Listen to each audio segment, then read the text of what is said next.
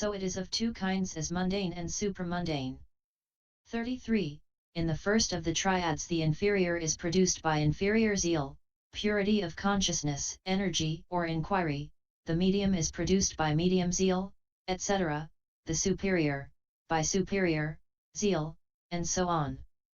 That undertaken out of desire for fame is inferior, that undertaken out of desire for the fruits of merit is medium, that undertaken for the sake of the noble state thus, this has to be done is superior. Or again, that defiled by self-praise and disparagement of others, etc., thus, I am possessed of virtue, but these other bhikkhus are ill-conducted and evil-natured, MI 193, is inferior, undefiled mundane virtue is medium, supramundane is superior. Or again, that motivated by craving, the purpose of which is to enjoy continued existence, is inferior, that practiced for the purpose of one's own deliverance is medium, the virtue of the perfections practiced for the deliverance of all beings is superior. So it is of three kinds, as inferior, medium, and superior. 34.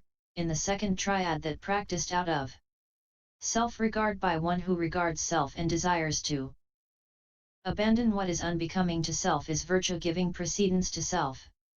That practiced out of regard for the world and out of desire to ward off the censure of the world is virtue giving precedence to the world. That practiced out of regard for the Dhamma and out of desire to honor the majesty of the Dhamma is virtue giving precedence to the Dhamma. So it is of three kinds, as giving precedence to self, and so on. 35. In the third triad the virtue that in the dyads was called dependent, number 5, is adhered to. Because it is adhered to through craving and false view. That practiced by the magnanimous ordinary man as the prerequisite of the path, and that associated with the path in trainers, are not adhered to. That associated with trainers and non-trainers fruition is tranquilized. So it is of three kinds, as adhered to, and so on. 36. In the fourth triad that fulfilled by one who has committed no offense or has made amends. After committing one is pure. So long as he has not made amends after committing an offense it is impure. Virtue in one who is dubious about whether a thing constitutes an offense or about what grade of offense has been committed or about whether he has committed an offense is dubious. Herein, the meditator should purify impure virtue. If dubious, he should avoid cases about which he is doubtful and should get his doubts cleared up. In this way his mind will be kept at rest. So it is of three kinds, as pure, and so on. 37. In the fifth triad the virtue associated with the four paths and with the first three fruitions is that of the trainer. That associated with the fruition of arahantship is that of the non-trainer. The remaining kinds are that of the neither trainer nor non-trainer. So it is of three kinds, as that of the trainer, and so on. 38. But in the world the nature of such and such beings is called their habit, sila, of which they say, this one is of happy habit, sukha sila, this one is of unhappy habit, this one is of quarrelsome habit, this one is of dandified habit. Because of that it is said in the Paisamhita figuratively, three kinds of virtue, habit profitable virtue, unprofitable virtue, indeterminate virtue, Payasai 44. So it is also called of three kinds, as profitable, and so on. Of these, the unprofitable is not included here since it has nothing whatever to do with the headings beginning with the characteristic, which define virtue in the sense intended in this chapter. So the threefoldness should be understood only in the way already stated. 39. In the first of the tetrads. The unvirtuous he cultivates, he visits not the virtuous, and in his ignorance he sees no fault in a transgression here. With wrong thoughts often in his mind his faculties he will not guard, virtue in such a constitution comes to partake of diminution. But he whose mind is satisfied with virtue that has been achieved, who never thinks to stir himself and take a meditation subject up, contented with mere virtuousness, nor striving for a higher state, his virtue bears the appellation of that partaking of stagnation. But who, possessed of virtue, strives with concentration for his aim, that bhikkhu's virtue in its function is called partaking of distinction. Who finds mere virtue not enough but has dispassion for his goal, his virtue through such aspiration comes to partake of penetration. So it is of four kinds as partaking of diminution, and so on. 40. In the second tetrad there are training precepts announced for bhikkhus to keep irrespective of what is announced for bhikkhuness. This is the virtue of bhikkhus. There are training precepts announced for bhikkhuness to keep irrespective of what is announced for bhikkhus. This is the virtue of bhikkhuness. The 10 precepts of virtue for male and female novices are the virtue of the not fully admitted. The 5 training precepts, 10 when possible, as a permanent undertaking and 8 as the factors of the Aposatha day, for male and female lay followers are the virtue of the laity. So it is of 4 kinds as the virtue of bhikkhus, and so on. 41. In the third tetrad the non-transgression on the part of Uttarakura human beings is natural virtue. Each clan's or locality's or sect's own rules of conduct are customary virtue. The virtue of the Bodhisattva's mother described thus, it is the necessary rule, Ananda, that when the Bodhisattva has descended into his mother's womb, no thought of men that is connected with the cords of sense desire comes to her, D 213, is necessary virtue. But the virtue of such pure beings as Maha, Kassapa, etc., and of the Bodhisattva in his various births is virtue due to previous causes.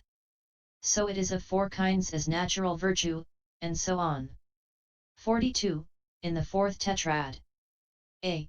The virtue described by the Blessed One thus, here a bhikkhu dwells restrained with the Patimokkha restraint, possessed of the proper conduct and resort, and seeing fear in the slightest fault, he trains himself by undertaking the precepts of training, Vibh 244, is virtue of Patimokkha restraint.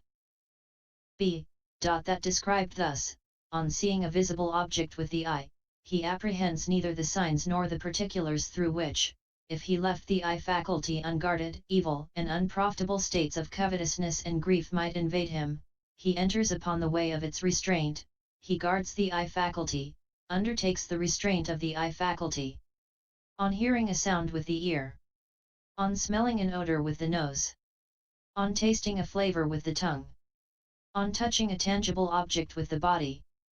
On cognizing a mental object with the mind, he apprehends neither the signs nor the particulars through which, if he left the mind faculty unguarded, evil and unprofitable states of covetousness and grief might invade him, he enters upon the way of its restraint, he guards the mind faculty, undertakes the restraint of the mind faculty, MI 180, is virtue of restraint of the sense faculties.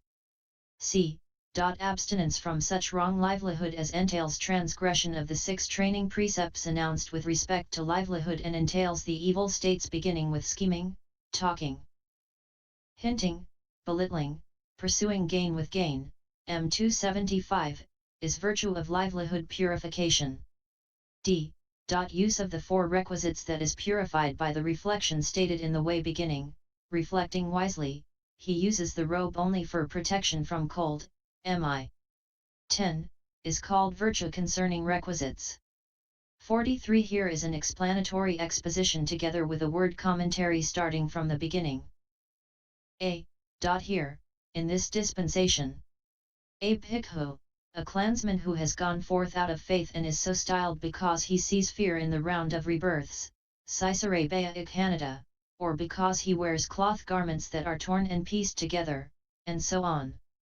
Restrained with the Patimokkha restraint, here Patimokkha, rule of the community, 11 is the virtue of the training precepts, for it frees, Mokhiti, him who protects, Pati, it, guards it, it sets him free, Mokhayatai, from the pains of the states of loss, etc., that is why it is called Patimokkha.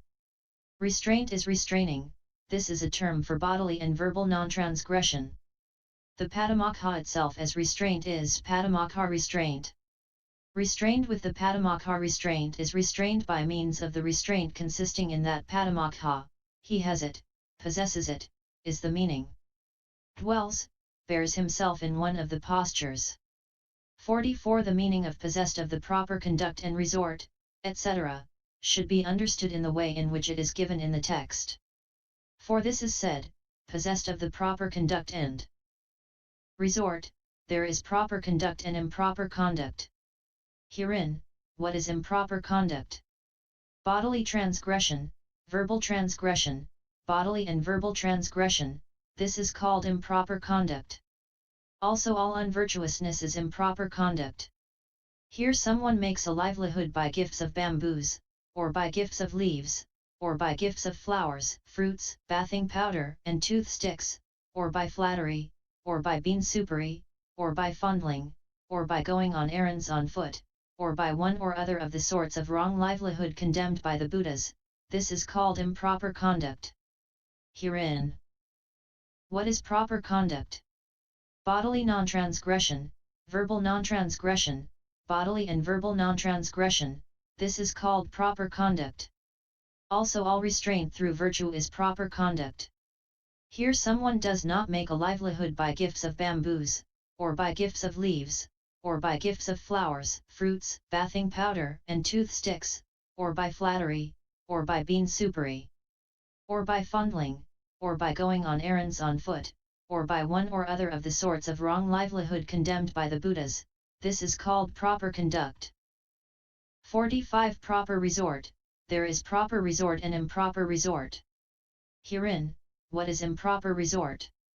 Here someone has prostitutes as resort, or he has widows, old maids, eunuchs, bhikkhunis, or taverns as resort, or he dwells associated with kings, kings' ministers, sectarians, sectarians' disciples, in unbecoming association with laymen, or he cultivates, frequents, honors, such families as are faithless, untrusting, abusive, and rude, who wish harm, wish ill, wish woe, wish no surcease of bondage. For bhikkhus and bhikkhunis, for male and female devotees, this is called improper resort. Herein, what is proper resort?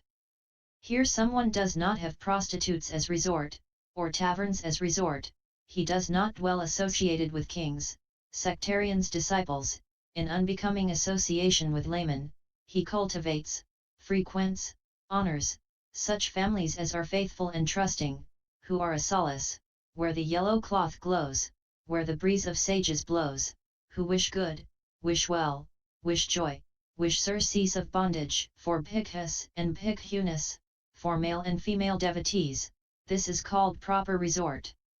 Thus he is furnished with, fully furnished with, provided with, fully provided with, supplied with, possessed of, endowed with, this proper conduct and this proper resort. Hence it is said, possessed of the proper conduct and resort, Vibh 246-47. 46. Furthermore, proper conduct and resort should also be understood here in the following way, for improper conduct is twofold, as bodily and verbal. Herein, what is bodily improper conduct? Here someone acts disrespectfully before the community, and he stands jostling elder bhikkhus, sits jostling them, stands in front of them, sits in front of them, sits on a high seat, sits with his head covered, talks standing up, talks waving his arms, walks with sandals while elder bhikkhus walk without sandals, walks on a high walk while they walk on a low walk, walks on a walk while they walk on the ground, stands pushing elder bhikkhus, sits pushing them, prevents new bhikkhus from getting a seat, and in the bath house, without asking elder bhikkhus, he puts wood on the stove, bolts the door, and at the bathing place he enters the water jostling elder bhikkhus, enters it in front of them, bathes jostling them, bathes in front of them, comes out jostling them, comes out in front of them, and entering inside a house he goes jostling elder bhikkhus, goes in front of them, pushing forward he goes in front of them, and where families have inner private screened rooms in which the women of the family, the girls of the family, sit, there he enters abruptly, and he strokes a child's head, Nidhi 228-29. This is called bodily improper conduct. 47. Herein, what is verbal improper conduct? Here someone acts disrespectfully before the community. Without asking elder bhikkhus, he talks on the Dhamma, answers questions, recites the Patimokkha, talks standing up, talks waving his arms, Having entered inside a house, he speaks to a woman or a girl thus, you, so and so of such and such a clan, what is there? Is there rice gruel? Is there cooked rice? Is there any hard food to eat? What shall we drink? What hard food shall we eat? What soft food shall we eat? Or what will you give me? He chatters like this. Nidai 230. This is called verbal improper conduct. 48. Proper conduct should be understood in the opposite sense to that. Furthermore, a bhikkhu is respectful, deferential, possessed of conscience and shame, wears his inner robe properly, wears his upper robe properly, his manner inspires confidence whether in moving forwards or backwards, looking ahead or aside, bending or stretching, his eyes are downcast, he has a good deportment, he guards the doors of his sense faculties, knows the right measure in eating, is devoted to wakefulness, possesses mindfulness and full awareness, wants little, is contented, is strenuous, is a careful observer of good behavior, and treats the teachers with great respect. This is called proper conduct. This firstly is how proper conduct should be understood. 49. Proper resort is of three kinds: proper resort as support, proper resort as guarding, and proper resort as anchoring. Herein, what is proper resort as support?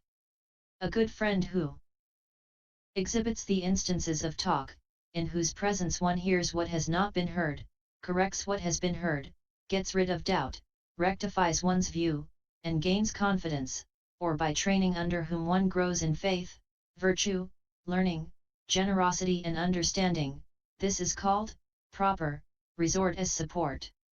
50. What is proper resort as guarding? Here a bhikkhu, having entered inside a house, having gone into a street, goes with downcast eyes, seeing the length of a plough yoke, restrained, not looking at an elephant, not looking at a horse, a carriage, a pedestrian, a woman, a man, not looking up, not looking down, not staring this way and that. Nidai 474. This is called proper resort as guarding. 51. What is proper resort as anchoring?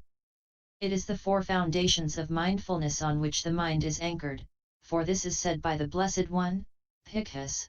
What is a bhikkhu's resort, his own native place? It is these four foundations of mindfulness, SV 148. This is called proper resort as anchoring. Being thus furnished with, endowed with, this proper conduct and this proper resort, he is also on that account called one possessed of proper conduct and resort. 52. Seeing fear in the slightest fault. 42. One who has the habit, sila, of seeing fear in faults of the minutest measure, of such kinds as unintentional contravening of a minor training rule of the Patimokkha, or the arising of unprofitable thoughts. He trains himself by undertaking, samadhya, the precepts of training, whatever there is among the precepts of training to be